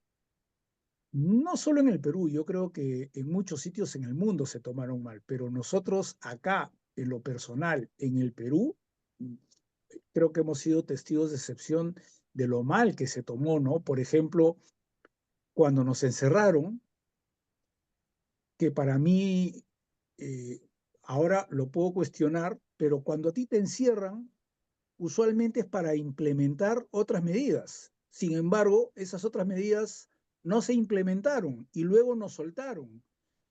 Y la gente se infectaba en el transporte público y en el mercado. Entonces, mi personal o el personal con el que yo trabajaba, que estaba, no tuvimos un solo enfermo en la primera ola, pero cuando los liberaron y entonces las instituciones dejaron de tener, por ejemplo, el transporte manejado por la propia institución y se empezó a usar ya el transporte público y los mercados se abrieron, el mismo personal se enfermaba. Yo recuerdo la primera persona de mi equipo que se enfermó y para nosotros fue pánico. O sea, es que entramos realmente en pánico porque la gente ya no quiso venir a trabajar. Y tuvimos que confrontar ahí también el tema de ahora qué hacemos con esta que está enferma porque la institución no la podía hospitalizar y no había dónde hospitalizarla, se enfermó gravemente, tuvimos que hacer lo que se llama una chanchita para conseguir oxígeno. Conseguir un balón de oxígeno fue de titanes, o sea, y el oxígeno se acabó en menos de 24 horas. Y entonces el tema era, ¿y ahora qué hacemos? ¿No? O sea, realmente se abrió.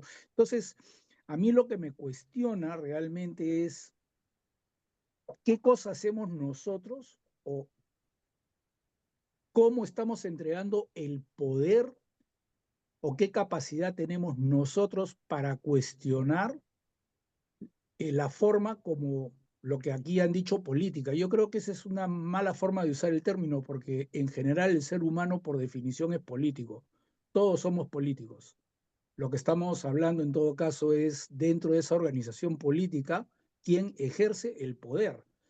Y vimos estas cosas tan tremendas, ¿no? Ese es el único tema. Y recuerdo un libro que acabo de leer, que se lo recomiendo, ¿no? De Frank Furedi, que se llama ¿Cómo funciona el miedo? ¿No? Y entonces ahí he entendido muchas de las cosas que me tocó vivir en ese momento, ¿no? Es en realidad lo único que quería decir.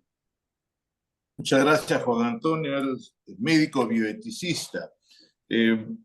Antes de pasar ya a los ponentes para cerrar el simposio, quisiera preguntar si alguien quiere intervenir, que no lo he mencionado. De repente, Juan de Dios, ¿quieres decir algo, unas palabras? Estás muteado, estás muteado. Ahora Ok. sí, está conectando el micrófono. Muchas gracias. Bueno, naturalmente, interesante, las distintas acciones. Sí, me golpeó mucho lo que decía Alejandro, el profesor Serrani, y voy a reflexionar algo más respecto a eso. Pero en lo personal, quiero simplemente aportar un par de cosas que tienen que ver, perdón, tengo acá la cámara, ahora me acuerdo, con el tema de esto. Y con los cambios especialmente. Y no me quiero hablar de los cambios en el mundo, porque, bueno, no es mi punto, pero sí lo que pasó acá, o cómo se vio acá, ya, la reacción ante el COVID. En primer término, el doctor Serrani habla de, en términos coloquiales, la dictadura de los técnicos. Y tal vez acá en el país eso fue un poco lo que vivimos. Cosa que algunos de los otros ponentes recomendaban de alguna manera. No voy a entrar a cuestionar ya si todo lo que las decisiones que se tomaron fueron adecuadas o no, probablemente no todas lo fueron, pero sí estaban orientados por un cierto criterio técnico que en ese momento era el que se conocía. Y lo que a mí me tocó vivir fue justamente en Chile, que no tenemos el problema del Perú respecto a esta gran atomización del sistema público. Nosotros hace muchos años tenemos un sistema único de salud, esencialmente liderado por el Ministerio de Salud. Hay un sector privado y un sector público, pero de alguna manera el líder natural es el Ministerio de Salud, y en este caso nosotros pudimos ver que se disparó, por decirlo así, con el liderazgo del Ministerio de Salud, la cooperación público-privada para la atención de los pacientes, y que se extendió también hasta las Fuerzas Armadas y en forma interregional. En lo personal nos tocó vivir, por ejemplo, la experiencia de que como SAMU nosotros tuvimos que trasladar pacientes tanto en ambulancia como en avión, con cooperación de la Fuerza Aérea de Chile, los aviones Hércules, los trasladábamos en unas cápsulas especiales a las unidades de tratamiento intensivo cuando se habían saturados en un sector y sabíamos que 700, 800 kilómetros de distancia habían camas, unidades de tratamiento intensivo disponibles. Bueno, los trasladábamos de un punto a otro, ¿ya? Y eso era porque teníamos una organización más o menos centralizada que incorporaba tanto al sector público, privado y a las distintas regiones. Eso fue un aprendizaje sumamente importante y que creo que realmente nos va a servir en otras oportunidades. Otra cosa importante y que quiero destacar, y que algo habló recién el ponente reciente, fue que nosotros como personas, y me refiero a los que trabajábamos en el sector, tenemos el mismo pánico de que hablaba una de las ponentes anteriores. Y sin embargo, nos sobrepusimos a eso y seguimos trabajando la mayor parte. Y yo creo que eso también es algo que es destacable, puesto que la gente del sector salud, muchas veces se habla del tema de la vocación, ¿cierto?, de servicio. Yo creo que en este caso eso sí se vio realmente. Todos sabíamos que y teníamos que estar arriesgando la vida, pero no faltamos a la pega, al trabajo, al laburo, a la chamba, no sé cómo lo dirán en Perú. Pero ahí estuvieron. Yo creo que esa es otra de las cosas que es francamente destacable. En ese momento de crisis, ¿ya?, el sector salud, el personal, los individuos, las personas, con todos sus defectos y virtudes, que trabajaban también en el sector salud, estuvieron disponibles y cumplieron. Creo que para mí, en lo personal, son dos cosas muy positivas en cuanto a lo que sucedió y a lo que me imagino es el aprendizaje que motivará cambios en el futuro. Gracias. Gracias, Juan de Dios. Bueno, volvemos a los ponentes, para que nos absorban un poco todas estas inquietudes y para que ya precisen sus conclusiones. De repente nos han visto de que estamos mal orientados y entonces ya nos dan sus conclusiones, el mensaje que nos quieren dejar. Puede comenzar Alejandro o Eduardo, los ponentes. Sí, con mucho gusto. Mira, yo primero que la primera conclusión que tenemos que aceptar es que va a haber una próxima pandemia sí o sí. Hoy en día hay una serie de situaciones, el cambio climático, más la cuestión de la sobrepoblación en el mundo, más el tipo de hábitos que tenemos, tanto de criar mascotas como para alimentarse, porque hay millones de personas que buscan alimentos de las maneras muy diferentes. Y entonces eso genera, por ejemplo, ahorita, ustedes saben que los animales tienen gripe, hay gripe en cada animal. Sin embargo, para que salte de un animal a otro animal se requiere que el otro animal tenga receptores. Y en este momento la gripe aviar tiene la mala suerte de que tiene una mortalidad de 50%. Y esto ha comenzado a aparecer en varios sitios. La única ventaja que tenemos es que no hay una transmisión. El hombre puede adquirir eso, pero no hay transmisión entre un hombre y otro ser humano. No hay esa posibilidad. Por eso no ha sido eso. Sin embargo, comenzamos a mirar los pájaros porque venía la gripe a través de los pájaros y terminamos estudiando los lobos marinos, que son mamíferos y que tenían el mismo virus. O sea que hoy en día, claramente por estas condiciones internacionales, la posibilidad de una pandemia es real y habrá pronto de diferentes maneras. Ese es mi primer comentario que creo que debemos aceptar. Mi segundo comentario está enfatizando la cuestión de que cuando, digamos, Martínez decía que estas cosas medias raras de vacunas tan rápidas, pues eso es un avance tecnológico extraordinario. Si ustedes revisan lo que pasó con la epidemia del ébola en el África, comenzaron a seguir todas las situaciones normales de producción de vacunas. Después de 4 años, se aprobó la vacuna, recién se tenía suficiente información. Habían muerto miles de personas de ébola y ya no había necesidad de vacunar. No había todavía concluido los estudios de vacunas, porque se usaba una tecnología antigua. La tecnología actual permite desarrollar, y ha sido motivo que se ganara el premio Nobel, porque esta tecnología fue inventada hace más de 10 años, pero ahora ha podido ser usada y hace 2 años le dieron el premio Nobel. Entonces, esta tecnología es sumamente importante. Recuerden bien que hay vacunas como fiebre amarilla o como hepatitis, que los virus son muy estables y no cambian. Pero cuando ustedes miran la influenza cambia cada año.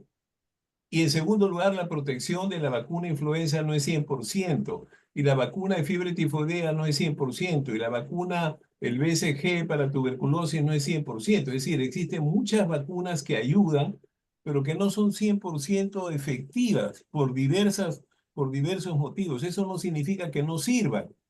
Sí sirven, pero que uno tiene que saber hasta dónde sirven y cuál es su eficacia. El segundo problema que hay, que yo creo que todos tenemos que discutir siempre eso, si nosotros tenemos una persona que tiene una metralleta y comienza a disparar, las fuerzas policiales tienen que tomar una decisión. Y si esta persona no obedece, seguramente que vamos a aceptar que lo van a disparar. En segundo lugar, si tenemos un enfermo mental que tiene un arma, también vamos a tener que decidir que hacer eso en beneficio de la sociedad, en beneficio del bien común. Y entonces, cuando uno habla de vacunas en tiempo de epidemia, tendrá que discutir cuánto es la decisión personal y cuánto es la decisión desde el punto de vista de beneficio global. Ese es un tema que estoy seguro que puede ser motivo pues, de largas discusiones entre todos nosotros, pero eso para mí es un punto crítico durante una pandemia, porque si se deja de vacunar, ocurre lo que ha pasado en los países donde se dejó de vacunar por la lucha que hicieron los antivacunas, de tal manera que han permanecido muchas veces en esa condición de seguir transmitiendo la enfermedad y seguir produciendo daños severos. Cuando uno habla de inmunidad de rebaño, que era una propuesta, es una propuesta totalmente absurda. Porque si vamos a esperar que todo el mundo se vacune, lo que hay que contar es cuántos muertos nos va a costar esa situación. Y entonces cuando nosotros en el Perú hicimos el análisis de qué pasaba cuando no teníamos vacunas y qué pasó cuando tuvimos vacunas, la mortalidad se redujo 92%, usando como 5 vacunas diferentes: la vacuna china, la vacuna de los ingleses, la vacuna de Pfizer, la vacuna de Moderna, etcétera. Todas las vacunas tuvieron un impacto en reducir de manera importante la mortalidad. O sea, claramente las vacunas, como en otras enfermedades, redujeron la mortalidad, redujeron la hospitalización y redujeron diversos temas. Por supuesto que además redujeron un tema que ahora es muy importante, que son los efectos a largo plazo. El post-COVID es mucho más grave en personas que no fueron vacunadas. Por lo tanto, ese es el lado positivo de las vacunas. El lado negativo no es que las vacunas no sirvieron. El lado negativo es que nosotros como país del tercer mundo estábamos en la cola de tener las vacunas, que nos los dieron tardíamente, que nos elevaron los costos y que finalmente no se chequeó bien los efectos adversos. O sea, los adversos tienen que ser anunciados. Es el costo-beneficio cuando uno decide algo. O sea, en medicina los médicos todo el tiempo tenemos que tomar decisiones, igual que cualquier profesión, pero eso tiene un beneficio y tiene un costo, y eso es lo que tiene que tener en mención eso. Una de las cosas que ha habido, esto que decía Patrick sobre la mala información, eso ha sido pues la cosa más notable, porque por cada 6 noticias falsas sobre salud aparecía una noticia verdadera, y eso fue muy bien chequeado en las redes sociales. O sea, la gente leía mucho más notas que estaban mal informados, desinformados, verdades a medias, o sencillamente comentarios que no estaban probados científicamente. Por lo tanto, eso ha generado un sentimiento antivacunas en la población, que como efecto hay hoy en día en nuestros países. El programa ampliado de inmunizaciones, que hace 10 años era excelente en muchos de nuestros países, hoy en día hemos perdido 20%, y nuestros niños todavía no terminan de ser vacunados de muchas enfermedades que hoy en día en Europa hay miles de casos de sarampión. En Estados Unidos aparece el sarampión por varios estados. Comenzamos a tener difteria en varios países de América Latina. Comenzamos a tener tos convulsiva, enfermedades que ya fueron erradicadas hace 10 años. Y por este sentimiento de desinformación, realmente se ha creado un temor enorme en la población cuando se ha dado esa situación de esta desinformación. Finalmente, yo estoy de acuerdo con Jorge que esto es una decisión política. Lo que yo estoy reclamando es que ha habido una ausencia de que los técnicos tuvieron un rol. Nosotros, yo estuve en una comisión de expertos que durante 100 días tuvimos 2 reuniones con el ministro de Salud, el día que nos invitaron a ser parte y después de 100 días nos citó media hora y él estaba fuera de Lima diciendo, mire, necesitamos A, B o C. O sea, a los técnicos o las personas que están al día de lo que está pasando y que tienen la información adecuada, nunca fueron consultados. Los colegios profesionales en el Perú nunca fueron consultados. Es más, eran rechazados tanto en las regiones como a nivel central, por el juego político. Entonces, lo que tenemos que estar de acuerdo es que los políticos tienen la necesidad de trabajar con los expertos en cada uno de los problemas. O sea, hay lluvias y se caen todos los puentes y las carreteras se rompen. ¿A quién hay que buscar? Tendremos que buscar a los ingenieros que conocen eso. Si no hay oxígeno, tenemos que buscar a los mineros que tienen conocimiento para ver cuál es la mejor decisión. Entonces, lo que yo he reclamado es que yo he conocido lo mismo en Colombia y en varios sitios donde todos los que eran los expertos en la zona no participaban o por lo menos las decisiones eran incorrectas, como eso de que los hombres salen los miércoles o las mujeres los viernes, que hay que usar guantes para salir a la calle. Se tomaron decisiones totalmente trasnochadas por personas que no conocían de qué cosa se trataba. Y eso yo creo que es un defecto muy importante. Por eso es que yo creo que en la planificación de una futura pandemia tiene que considerarse cada uno de los pasos que tiene que ver con el trabajo en la comunidad, con el trabajo en los centros de salud, en los hospitales, pero también con la información adecuada a la población general. Yo creo que estos son puntos que me parece que son críticos para poder tener y mejorar un enfrentamiento a una pandemia que, como digo, estoy seguro que la volveremos a tener de diversas modalidades. Es decir, habrán modalidades, digamos, que serán por vías respiratorias, que son las más rápidas y son las más graves, pero pueden haber otras modalidades de manera importante. O sea, yo terminaría esto con esos comentarios en relación a lo que se ha dicho esta noche. Gracias. Muchas gracias, Eduardo. La intervención final de Alejandro Serrani. Estás muteado, Alejandro. Prende tu micro, por favor.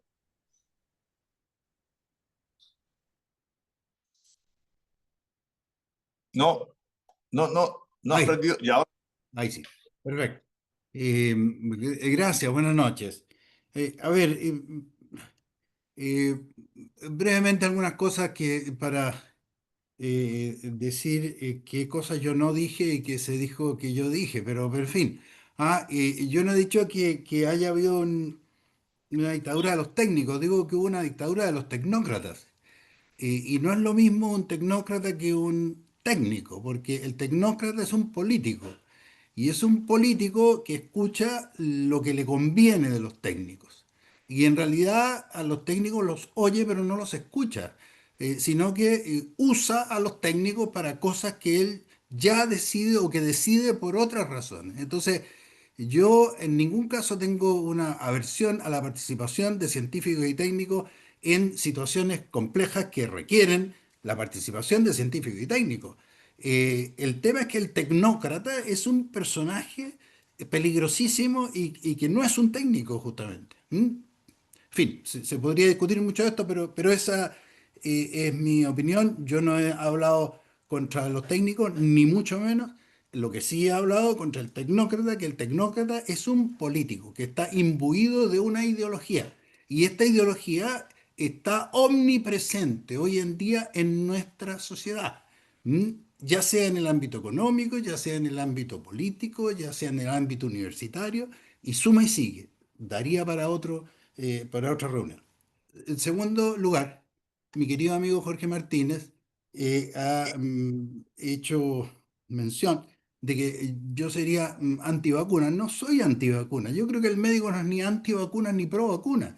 El médico tiene que someter a escrutinio los argumentos racionales que hayan para cualquiera, sea la herramienta que él tiene que ocupar. Y si los hay, tiene que ocuparlo, y si no los hay, no los ocupa.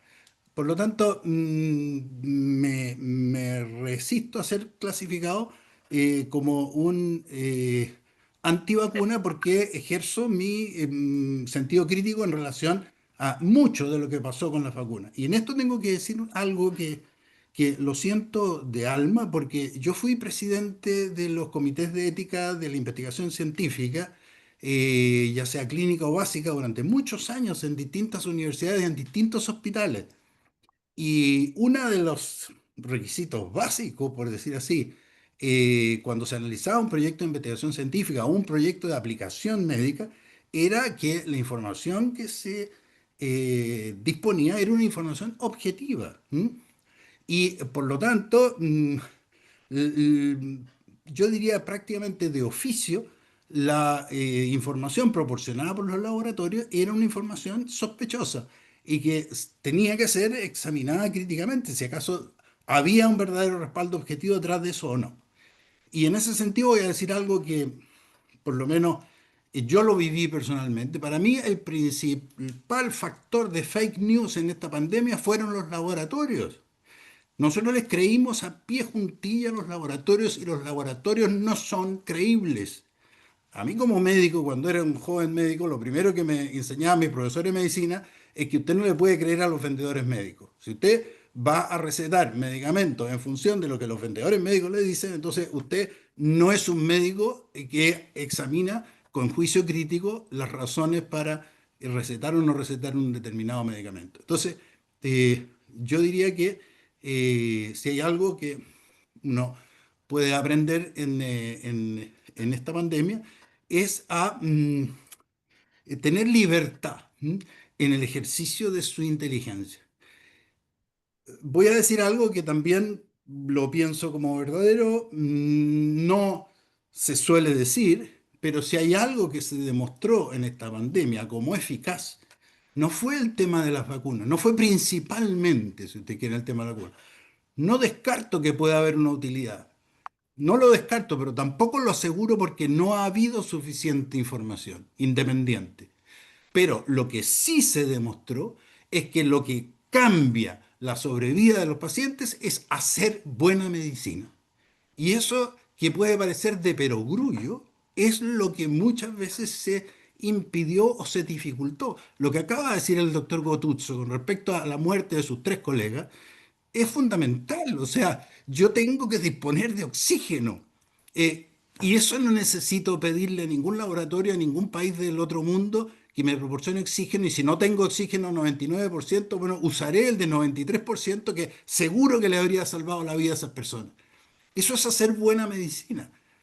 Pero pensar en soluciones mágicas, ¿no es cierto?, que resuelven los problemas de manera más bien utópica que real, eso es dejarse involucrar en una ideología, ¿ah? Y no en la realidad que nos muestra, y ya ustedes mismos lo han expresado los distintos médicos, la solidaridad, la generosidad, el riesgo de vida que muchas veces mucha gente asumió, y eso es lo que el médico ha hecho desde los tiempos más remotos.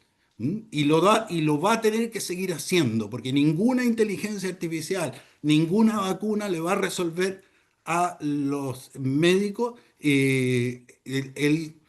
los problemas que tiene que decidir desde su propia inteligencia. Porque la inteligencia artificial no sirve si alguien no tiene inteligencia natural. Porque la vacuna no sirve si no hay alguien que sea capaz de juzgar cuándo y dónde se debe aplicar esa vacuna. Y eso es lo básico, eso es lo fundamental, eso es lo que verdaderamente sobre lo cual vale la pena construir. Y hoy en día los, los tecnócratas están más preocupados de prescindir de los médicos que de preparar a los médicos y que de contar con ellos. Y cuando digo médicos, digo personal de la salud en general, porque lo que vimos también en esta pandemia es una maravillosa y extraordinaria colaboración de laboratoristas, de enfermeras, de auxiliares de enfermería, de kinesiólogos, de laboratoristas, verdaderamente un trabajo de equipo que fue extraordinario y probablemente esa cuenta dentro de las cosas que se aprendieron en esta pandemia. Bueno, son muchísimas más las cosas que quisiera decir. Una pregunta para el profesor Gotuso que quizás quedará en el aire o si él quiere contestar, porque yo he leído que el tema de los murciélagos, el virus con el cual se estaba trabajando en el laboratorio Wuhan era un virus sacado de los murciélagos. Por lo tanto, el hecho de encontrar en los pacientes infectados un virus de murciélago respondía lisa y llanamente al hecho de que el virus que se estaba manipulando era un virus procedente de los murciélagos, y por lo demás se trataba de una especie que vive 1000 kilómetros de distancia del mercado de Wuhan y que además estaban hibernando en la época en que se gatilló la pandemia. Entonces, me interesa a mí verdaderamente ese dato. Eduardo, no sé si quieras decir algo al respecto. Solamente comentar, digamos, el reservorio de este virus está en los murciélagos y por lo tanto uno lo tiene que buscar ahí. Igual si vamos a estudiar la rabia en la Amazonía, tenemos que ir a capturar los murciélagos y estudiar a los murciélagos para sacar desde ahí el virus. O sea, yo creo que eso no descarta que los laboratorios tengan el virus madre, porque es mucho más difícil sacarlo de lo que sería un huésped intermedio, digamos, el virus de rabia vacuna a la vaca y le produce rabia y la vaca se muere, pero buscar el virus de la rabia en la vaca va a ser mucho más difícil que buscarlo en el murciélago. Entonces, es cierto de que los murciélagos hoy en día son los reservorios y hay que buscarlos ahí. O sea, lo que pasa es que la picadura de murciélago solamente ocurre en algunas zonas del mundo, como en la Amazonía de nuestros países, pero en otros sitios vacunan digamos, muerden a animales, especialmente mamíferos de sangre caliente, y por eso le transmiten a ellos. Y si uno come eso, pues como ha pasado pues con el VIH no apareció recién, apareció hace más de casi 100 años, porque la gente o era mordida por orangutanes o por gorilas, o comía monos y comía hasta monos con el cerebro, de los monos, etcétera, donde estaba depositado el virus y adquiría eso. Entonces yo también creo que por supuesto, hay gente que dice que no, que eso no es posible. No hay manera de apostar 100% de que esto fue una cosa sacada de un laboratorio.